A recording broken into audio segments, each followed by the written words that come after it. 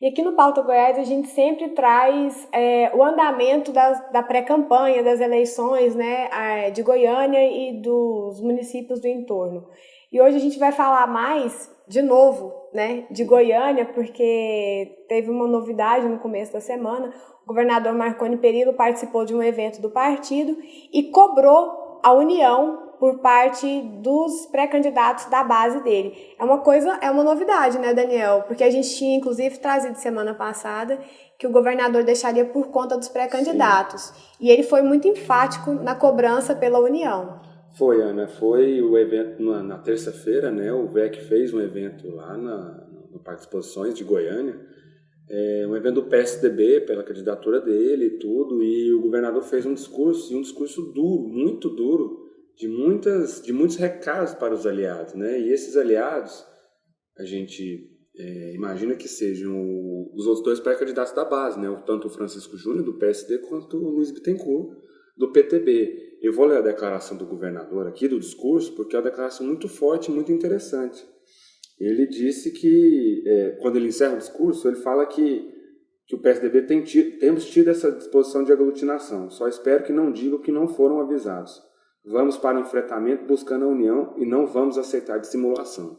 Então, Ana, é um recado pesado, muito claro, né? Muito, muito pesado. É um recado muito claro para esses outros partidos, porque o argumento é de que o VEC é o único dos 3 pré-candidatos da base que se mostrou disposto a abrir mão de uma candidatura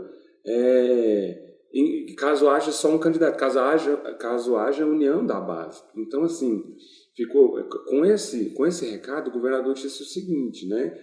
Olha, o VEC já mostrou o desprendimento. Agora eu espero de vocês, e aí sim nós vamos conversar sobre essa união. Aliás, os rumores de que o VEC desistiria foram fortes, né? Fortes na semana passada, antes desse evento que reuniu muita gente, que o governador chegou lá e mostrou a força dele, né? Exato, bateu pesado, né? É verdade. E aí você conversou com o Luiz Bittencourt, com o Francisco Júnior. Exatamente. O que eles disseram em relação a isso? Então, nós falamos por telefone com os dois e o Francisco viu as declarações do governador com certa naturalidade e disse que não é nada de que o governador não tenha já falado, mas disse que, assim, que ele é a favor da unidade, o Francisco é a favor da unidade e é a favor do diálogo. Mas ele disse que não houve diálogo na base sobre isso. Então, assim, ele dá uma desconstruída nesse argumento do governador e fala assim que ele está disposto a conversar tranquilamente, porque ele acha que é possível vencer, é possível ficar unido, é possível conversar, só que precisa haver esse diálogo que ainda não houve. Então, assim, ele dá uma desconstruída no argumento do governador. Ou seja, houve uma cobrança, mas ainda não houve uma conversa. Exatamente, essa conversa ainda não teria acontecido. E outra coisa que é interessante que o Francisco fala também é que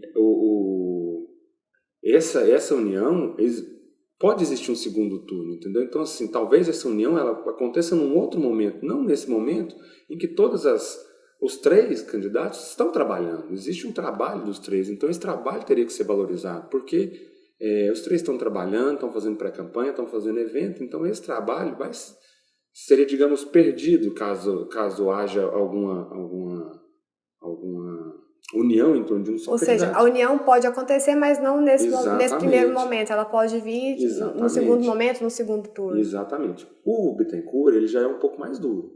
Ele disse que ele fala, olha, eu questionei, perguntei se ele achava que era um recado para o PTB, para a liderança do partido. Ele disse que, olha, esse recado, se é um recado, não é um recado para o PTB.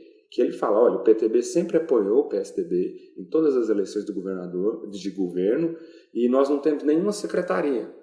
Então, assim, ele cobra uma pequena fatura também do governador nesse sentido. Apesar de que a gente tem que lembrar que na última campanha, na última eleição, o candidato é apoiado 2012, pelo governo, né? O PSDB exatamente. Não teve candidato, apoiou a candidatura do Jovair Arantes, que é do PTB, inclusive com Francisco Júnior na vice. Curiosamente, o Francisco era vice, o PTB e o Jovair foi o candidato, eles foram candidatos, tiveram um pouco mais de 80 mil votos, foi um desempenho bem abaixo do que era esperado para a base aliada.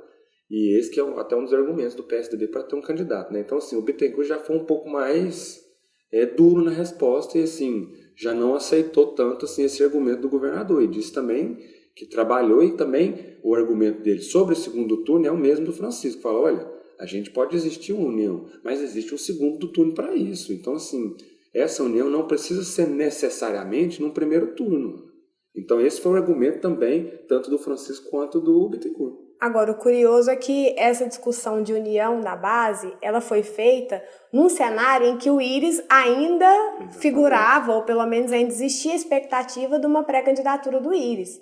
Né? Agora que o Íris existiu, mudou tudo, né? Então, assim, a expectativa desses pré-candidatos também, ela muda, né? E talvez uma estratégia de união que poderia parecer interessante no primeiro momento com o Íris na disputa, talvez também agora não seja mais tão interessante assim. É exatamente essa que é a impressão que fica, né? Se antes estava difícil unir, quando existiam dois adversários fortes, que eram o Íris e o delegado Valdir, agora que o Íris retira a candidatura, é como se, digamos assim, num futuro hipotético, abrisse uma vaga de segundo turno.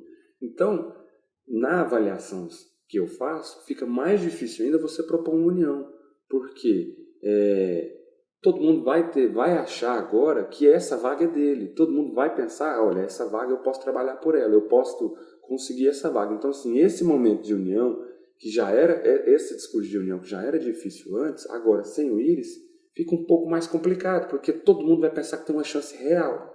E quem acha que tem uma chance real não vai abrir uma mão de candidatura. Porque, de modo geral, o cenário parecia mais ou menos uma coisa assim. O Íris e os outros. Isso. Todos os outros. Sim. E agora todo mundo virou meio que japonês, né? Exatamente. Não tem muita diferença ali. Não tem. Assim, tem as últimas pesquisas e a gente tem que lembrar também que as pesquisas já devem ter quase um mês que elas foram feitas, e elas refletiam um momento lá atrás. Hoje, provavelmente, o cenário é outro. Isso sem contar que o Íris saiu, assim, os números seriam outros completamente diferentes, porque a gente sabe como essas coisas são volúveis. Sem o Íris, esse cenário muda completamente. Completamente, muda para todo mundo. Então, assim, a expectativa, o vácuo que o Íris deixa, ele não deixa um vácuo só no PMDB, ele deixa um vácuo na eleição. Então, esse espaço pode ser ocupado, e todo mundo acha que pode ocupar esse espaço. Ou seja, se a união estava difícil, agora está mais difícil ainda. Mais difícil ainda. E o tempo está correndo, né, Ana? A gente está a menos de um mês das convenções partidárias. E qual será a estratégia da base do governador? Vai unir, não vai unir? Vamos acompanhar para saber, né? Vamos sim.